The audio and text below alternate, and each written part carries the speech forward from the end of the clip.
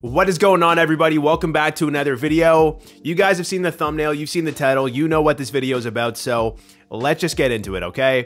We have new must-add players, starting with forwards, the #1 player being Nick Suzuki of the Montreal Canadiens. This guy's been an absolute beast this year, particularly on the power play. He's on pace for 37 power play points right now. His previous highest total was 20 2 years ago, so yeah, this power play has really helped Nick Suzuki out. He's on pace for 73 points. Great deployment, playing amazing. This one is a no-brainer. Next up, we have Elias Lindholm of the Vancouver Canucks, and I understand that he got traded a week ago, so this isn't any new news to you. You guys know that Elias Lindholm's stock did go up when going to the Canucks. However, last night he put up 2 goals in his first game as a Canuck, both on the power play. He's not going to be the guy that touches the puck first on the power play. He's right in front of the net, but still, the Canucks have one of the best power plays in the league, so this is insanely valuable. And yeah, he's in the top 6. It's just a good situation for Elias Lindholm, moving from the Flames to the Canucks. So if you're in a more shallow league and he hasn't been added, I suggest you add him and see if it works out. Next up, we have Owen Tippett of the Philadelphia Flyers. This guy's an absolute beast, and I want to tell you why. But before I do this, I want to tell you guys to head on over to Drafters Fantasy Sports and use promo code FIREDUP. They will give you a 100% match deposit up to $100. So 20 gets you 40, 40 gets you 80, 100 gets you 200. It's a super great promo. It's better than the default one on Drafters Fantasy Sports. So make sure you guys enter promo code FIREDUP. If you guys want to do pick'ems on the NHL, they have pick'ems every night. They have player props. You can take, for example, Clayton Keller over 3.5 shots. You can pair that with something else. A lot of ways to make money on this app. Make sure you guys gamble responsibly. But most importantly, the Super Bowl is this Sunday, and they have player props for the Chiefs players and the 49ers players. So yeah, head on over to Drafters Fantasy Sports. It's available in Ontario. Promo code FIREDUP. Great promo. Now let me tell you guys why I'm such a big fan of Owen Tippett. The reason I love him is because his peripherals. He takes so many shots despite not having a lot of ice time this season. His average ice time per game this year is 15 minutes and 53 seconds. That's not that good. So, the fact that he's taking this many shots and scoring this many goals with that ice time is a very good sign for me. He puts up a good amount of hits as well. And the reason I'm highlighting his ice time is because recently, in the last couple of weeks, he's been getting more ice time. Tortorella said, hey, I want to give Owen Tippett as much ice time as I can because he has shown flashes of brilliance. And we're seeing that lately. He's getting upwards of 17 minutes of ice time per game. And yeah, I mean, first line power play. If he continues to get this ice time, I'm expecting him to be an absolute beast for the rest of the season. So if he got dropped because he was injured, make sure you pick him up. Next up, we have Pavel Buchnevich of the St. Louis Blues. Listen, I understand that, he was popping off before the All-Star break, so he's probably not available, but I thought I would include him on this list because he's played so good as of late. Next up, we have Brian Rust of the Pittsburgh Penguins. He's been pretty injury prone this year, but if you're looking at his point totals, he's almost a point per game player. He has 28 points in 34 games. And if you're looking at his deployment, he's first line and first line power play. What else could you want from a fantasy hockey player, okay? He takes good shots, he puts up hits, and yeah, I just think he's underrated and his roster percentage is pretty low in Yahoo compared to his value. So pick him up. Next, we got Troy Terry of the Anaheim Ducks. Terry has been on an absolute roll as of late. He has something like 21 points in his last 18 games, and he gets really good deployment. He's taking a lot of shots. Yes, he is on the Anaheim Ducks. They don't have the best offense in the NHL, but I think he's pretty underrated. So if you're looking for a guy to boost your forward group, definitely take a look at Troy Terry. Moving down this list, we have Charlie Coyle, and I've talked about this guy quite a bit. I do think he is a sell high because of his shooting percentage, but he's getting really good ice time. He's in the top 6, and he's on the first line power play. For some reason, his roster percentage is really low. Obviously, this is because, there's a lot of dead leagues, and also the fact that he's a pure center, so that might be an issue, but I think in general, he's a guy that could be available in some of your leagues, and you should take a look at him even if he cools down. Next up, we have Joel Farabee of the Philadelphia Flyers. This guy has 41 points in 51 games. He's getting great ice time. He's getting good power play time. He's taking a lot of shots. All the stuff we want to see in fantasy. This isn't really a new must-add player, but his roster percentage is still pretty low, so if he is available on your wire and people have missed him, I suggest you take a look at him. Next up, we have Dylan Strome, and this guy's been playing really good as of late. He's on the first line, and he's on the first line power play. He's actually taking a lot more shots as of late as well, which we'd love to see. And it's pretty simple with Dylan Strome, guys. If you're looking at last season, he put up 60-something points despite averaging less than 16 minutes of ice time per game. This is elite, and his ice time has improved from last season. So I think there are potential new heights that he could reach, especially if Ovechkin can bounce back. So yeah, I'm just a big fan of Dylan Strome. I think he's pretty talented, and his roster percentage is super low on Yahoo. So if he is available, I suggest you take a look at him, and I think he's going to finish off pretty strong this season. Next up, we have Artturi Lehkonen of the Colorado Avalanche. This is definitely a sneaky waiver wire pickup. He's probably going to be available in a lot of your leagues, and let me tell you why I'm a big fan of Artturi Lehkonen. With Lehkonen, I do think that he will be in the top 6 very soon. I'm not sure if he is going to end up being on line 1 with McKinnon and Rantanen. We did see in last night's game in the third period, they started off with McKinnon, Rantanen, and Lehkonen, so that could be a good sign. I'm not guaranteeing it because Drouin has played really well, but I do think regardless, Lehkonen will be in the top 6.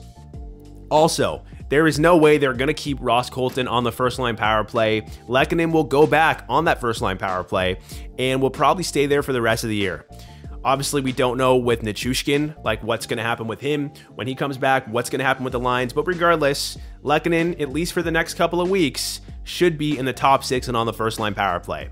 He was great last season. He was on pace for over 60 points. He had a ton of power play points, and I just think he's super underrated. So pick up Lehkonen before it's too late. Next up, we have Wyatt Johnson of the Dallas Stars, and Johnson has played really well in the last couple of weeks. The reason that this is the case is because he has been moved up to the first line with Roope Hintz and Jason Robertson.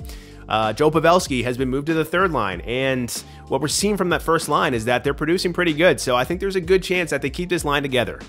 Yeah, so big fan of Wyatt Johnson as long as he's on that first line, getting good ice time. I think he's a really talented young player. You saw that last year in his rookie season. The only downside is that he's not on the first line power play. Maybe they can bump Pavelski to the second unit. Who knows? Who knows what can happen, man? Maybe this could be a second half breakout. I wouldn't, set my expectations too high, but being on the first line is great. So pick him up if he's available. Next up, we have William Karlsson of the Vegas Golden Knights. Karlsson has played really well this season. He was put on the LTIR. He missed a couple of weeks, but now he is back. He played last night. He played pretty good.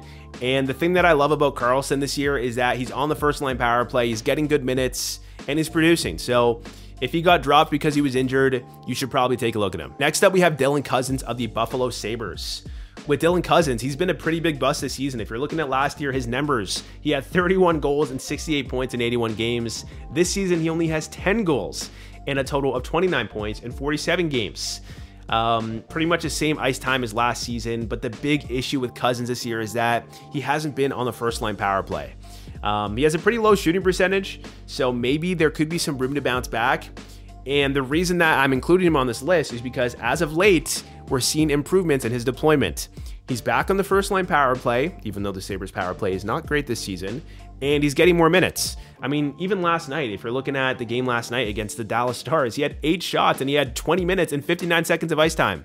That's pretty solid, and it could be a good sign. We'll see what happens with Cozens. I'm still not completely sold on him because of the way they're running their power play units right now and the fact that his ice time still isn't the best. It's pretty inconsistent, but this is a guy that's probably available in a lot of your leagues, and there is a chance that he could bounce back. I mean, if you're looking at the last couple of games, he had 3 points, before the All-Star break against San Jose. He had 2 points against the Kings the game before. He's been producing a little bit more. So if we can get this ice time up, there is potential with Dylan Cozens, and I suggest you take a look at him. Next up, we have more must-add forwards. We have Boone Jenner. This guy is super underrated, especially if you're in a category league or a points league that values shots, hits, and blocks. He has great deployment, and he scores a decent amount of goals as well. So take a look at him if he's been dropped. Next, we got Josh Norris. He's on the first line right now, and he's on the first line power play. I believe in Josh Norris. I think he has the skill, he has the talent, and I think there's a chance that he could bounce back post All-Star break. Next, we got Shane Pinto. Pinto has been producing pretty good. He's actually getting decent ice time, and currently he's on the first line power play. So I'm really liking what I'm seeing from Shane Pinto, and he has a super low roster percentage. So in a deeper league where he might be available, this guy could really pay off. Next up, we have Sam Bennett of the Florida Panthers. I feel like I include this guy in every single one of my must-add videos, and the reason I do this is because I just think he's underrated. He's on a line with Makachuk. He puts up really good peripherals. He gets a decent amount of power play time. And I think he has, you know, good week-to-week potential. So if he is available, I think he's a pretty good add. Next up, we have JJ Peterka of the Buffalo Sabres. What I want to say about JJ Peterka is a couple of things. I mean, first off, I'm a big fan of his production. He has 18 goals and a total of 34 points in 50 games. It's not the best in the world, but in terms of the context here, his average ice time is 15 minutes and 59 seconds per game. So the fact that he's producing at this level despite that ice time is pretty impressive, similar to Dylan Cousins last year as well. And also, a lot of these points have been even strength. He only has 3 power play points. I do think that maybe next season he could be a breakout candidate considering these numbers. You know, I don't think if you're in a shallow league, you should go ahead and add this guy, but in a deeper league, like 12 teams or more, this guy could be a really good add. I also wanted to mention that Peterka is on pace for 226 shots this year, which is really good. Last year, he only had 125 shots in 77 games, so we see a big improvement on this front. And that's always good in fantasy because shots matter a lot in a lot of leagues. Next up, we have Andrei Kuzmenko, recently traded to the Flames from the Canucks. And in his first game with the Flames, he scored a goal. Pretty good stuff from Andrei Kuzmenko, especially because that goal was on the power play as well, which we'd love to see. I wouldn't get my expectations too high with Kuzmenko. I mean, in fantasy, he's pretty overrated in terms of his peripherals. Even last season in a lot of leagues, despite him scoring 37 goals, because he didn't take a lot of shots and virtually puts up no hits and blocks, he wasn't that valuable. So that is something to consider if you're in a category league or a regular, you know, Yahoo default points league. Regardless, you are going to see an improvement with Kuzmenko's numbers going from the Canucks to the Flames. He basically got pretty horrible ice time on the Canucks, and now he's probably going to get 16 to 17 minutes on the Flames. He's going to be on the first line power play. He's playing on the first line with Kadri and Huberdeau. That line really clicked the first game, so maybe there's some potential there. So yeah, definitely a must-add player, and you're going to see an improvement on this new team. Next up, we have Sean Monahan of the Winnipeg Jets. And listen, guys, I do want to say one thing. I am not the biggest fan of Sean Monahan. I think that when you see him go to the Jets, you're actually seeing him go to a worse power play. The Canadians have a better power play than the Jets, so it's not like this is going to be some big improvement in his fantasy value. However, sometimes you do see bumps when players get traded, so that's why I'm suggesting you add him and see if it works out. Do not set your expectations very high, okay? He's not going to be even strength playing with Kyle Connor, and the power play isn't that good. So, yeah, I mean, I thought I'd include him because there is a chance of that bump post-trade, but I am not the biggest fan of him. I'm going to be completely honest. All right, next up, we have Kyle Palmieri.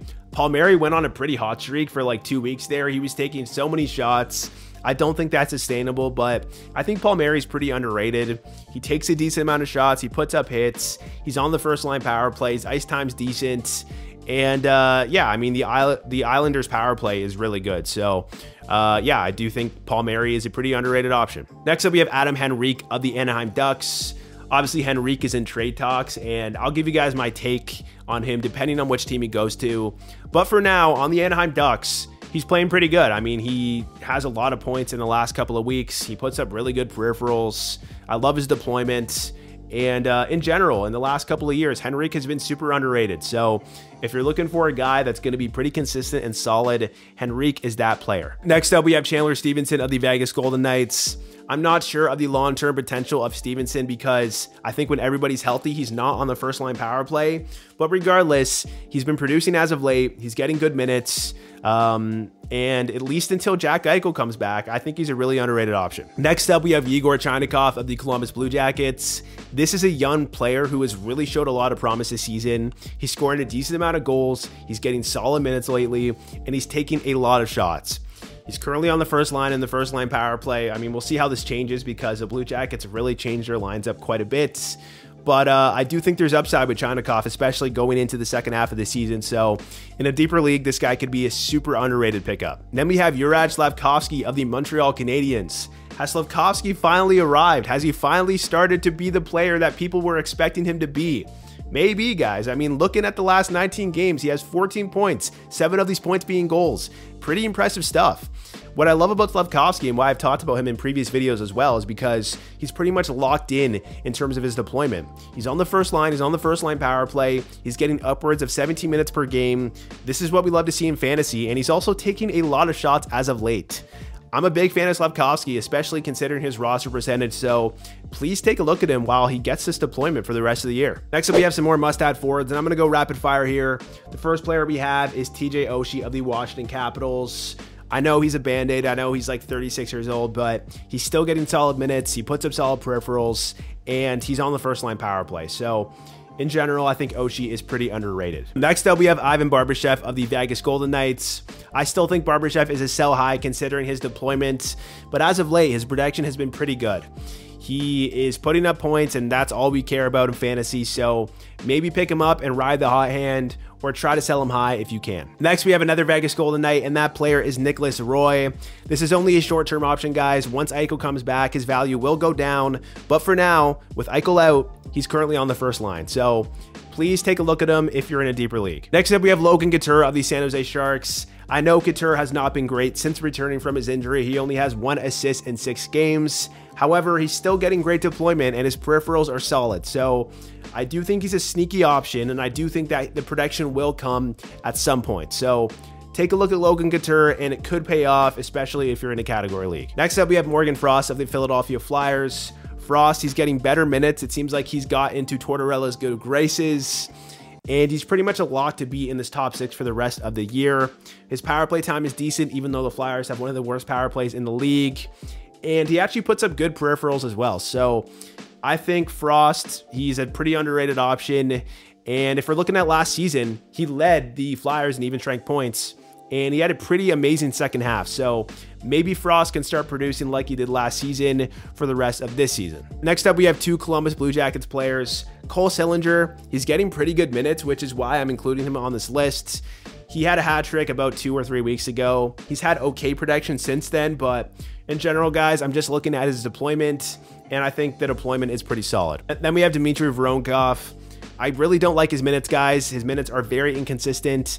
However, his production has been pretty good considering these minutes, so if you could see his deployment improve, there is upside here. Lastly, we have Dylan Guenther of the Arizona Coyotes. Guenther is a guy that also has inconsistent minutes. Sometimes he'll get 18, 19 minutes, and sometimes he'll get 12 minutes. I don't love that for fantasy, guys, and I do think that there is some concern with Guenther because originally he was only supposed to be a short-term call-up. There's a good chance that they send him back down to the AHL. Who knows what happens? But we do have to address the fact that he's on the first-line power play, which is always valuable in fantasy. Also wanted to mention 2 players that are returning very soon. One player that you guys know I've been a huge fan of, Barrett Hayton. Hayton had such a slow start to the season, once again, just like last year, but I do think there's a lot of potential with Barrett Hayton, especially considering his roster percentage. He is a guy that is pretty much guaranteed to be on the first line with Nick Schmaltz and Clayton Keller. That's a fact. That line was incredible last year in the second half of the season, and I do think there is potential for them to replicate that magic once again. Also, last year, he was a staple on the first-line power play. When he was healthy, he was also a staple on the first-line power play. He never got taken off that power play. So when he returns, there's a good chance that he's on the first line and the first-line power play, which is really good for fantasy. He's a young player. He has potential. And please keep an eye on him and see what happens. The next player that is returning very soon is Victor Arvidsson. This guy has been pretty good in fantasy the last couple of seasons, and the update that we got a couple of days ago is that he's expected to join the team for practice on Thursday, which is tomorrow as I'm recording this, and Rob Blake expects him to be available for the first road trip after the break. This is very good news, guys. He takes a lot of shots, he's good on the power play, and I would take a look at him when he's healthy. Next up, we got some new defenseman ads. The first player is Shea Theodore of the Vegas Golden Knights. I'm pretty sure most people are holding him on the IR, but if he did get dropped, I think you should take a look at him. He's returning very soon, and when he was healthy, he was an absolute beast. Tons of minutes on the first line power play. He's just an amazing offensive defenseman, so please take a look at him. Next, we got Brock Faber. This one's pretty obvious. I doubt he's available, but I had to include him because maybe he is. Maybe you're in a taco league where people don't check the waiver wire. Faber is a stud. He's getting a lot of minutes. He's on the first line power play. Definitely a must-add defenseman for the rest of the season. Next, we got Chris Letang. The reason he's on this list is because apparently he's back on the first line power play. I don't know how long this is going to last, but it looks like Malkin and Carlson are currently on the second unit.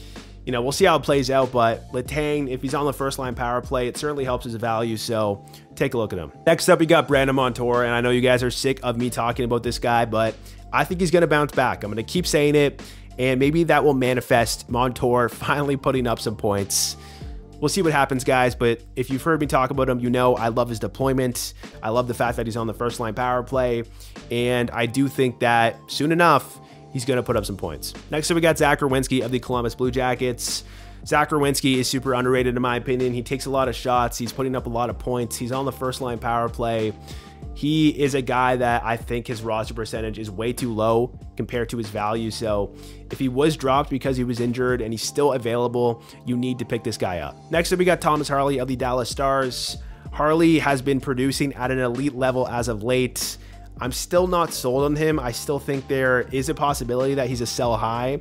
The only reason I say this is because his deployment is still not the best. He's not on the first line power play. He still gets under 22 minutes per game, but you have to add him based off his production. So yeah, add him and see what happens. Next, we got Jake Sanderson of the Ottawa Senators. He was injured, but I'm pretty sure it's only day to day. He should be back soon.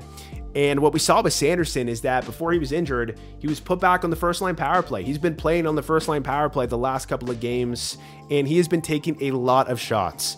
I'm loving what I'm seeing with Jake Sanderson, and hopefully he can keep it up if he's healthy. Next, we got Colton Parayko of the St. Louis Blues. This guy is getting a ton of minutes. He's on the first line power play. He's producing, and he puts up very solid peripherals.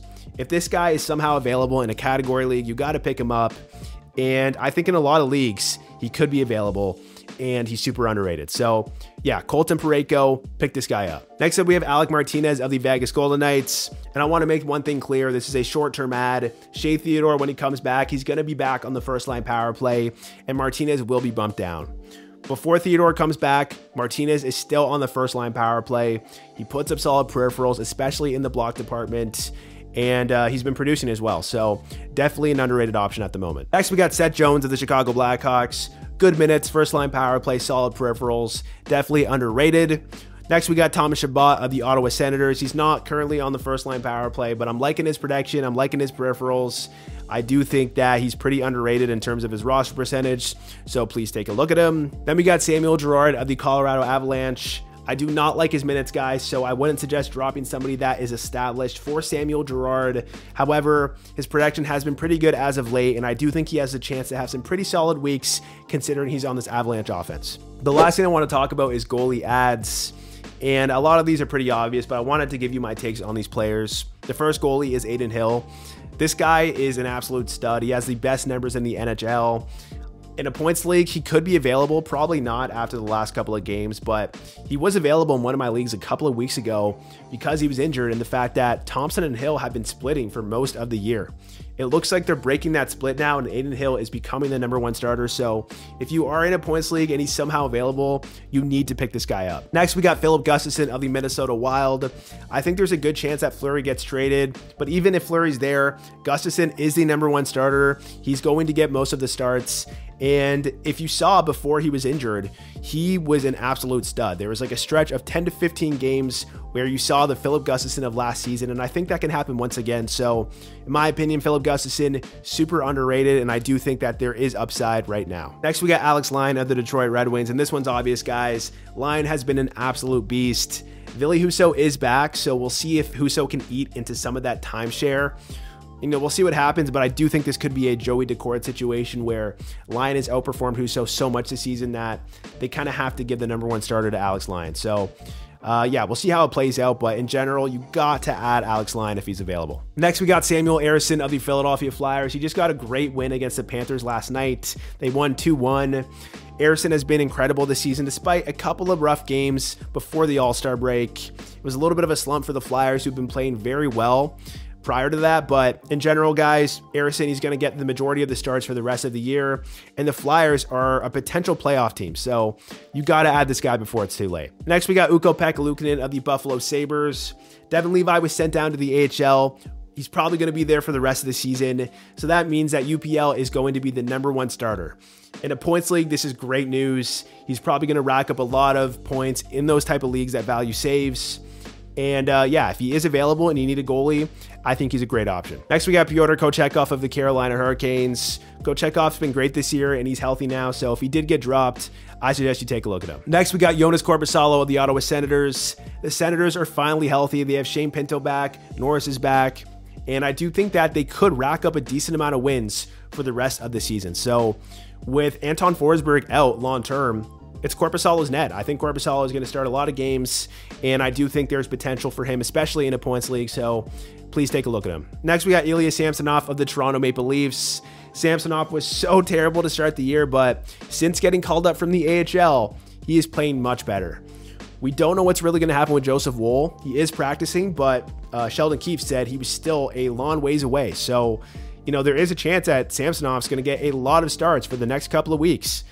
On a good team like the Maple Leafs, not the best team in the world, but still a playoff team, this could be pretty valuable in fantasy, so why not take a look at him? Moving down this list, we have Jonathan Quick of the New York Rangers. He is starting his second game in a row tonight. I'm recording this on Wednesday, and this is big news, guys, because Igor Shesterkin was widely known as probably the #1 goalie in the NHL in the last 2 years. Last year was a bit of a down year for him, but he's been known as being one of the best goalies in the NHL, and Jonathan Quick is stealing starts from him. I don't know what's going to happen long term, but you have to add Quick considering this development.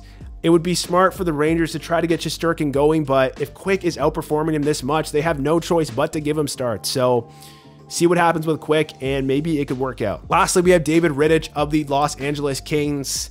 I still think that Cam Talbot is probably going to bounce back, but Rittich has stolen a lot of starts from him in the last couple of weeks, and he's been playing pretty good, so he could be an underrated option. All right, guys, that's the end of the video. Hit that like button if you enjoyed it. Subscribe if you're new to the channel, and I will catch you in the next one.